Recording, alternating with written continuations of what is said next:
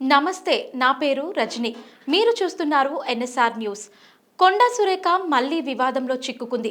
ఆమె వ్యాఖ్యలు తెలంగాణ వ్యాప్తంగా సంచలనం సృష్టిస్తున్నాయి. నేను లంచం తీసుకోలేదని మాట్లాడుతూ కాంగ్రెస్ నాయకులను ఇరుకున పెట్టింది. దాంతో పలువురు అధికార పార్టీ మంత్రులు కొండా సురేఖపై కోపంగా ఉన్నట్లు తెలుస్తోంది.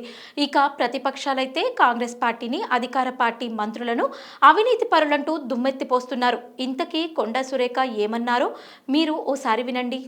నేను ఒక ఫారెస్ట్ మినిస్టర్ గా ఉన్నాను కాబట్టి నా దగ్గరికి కొన్ని కంపెనీలవి క్లియరెన్స్ కోసం అని చెప్పి ఫైల్స్ వస్తూ ఉంటాయి. మామూలుగా మంత్రులు అట్లాంటి ఫైల్స్ వచ్చినప్పుడు డబ్బులు తీసుకొని క్లియరెన్స్లు ఇస్తూ ఉంటారు.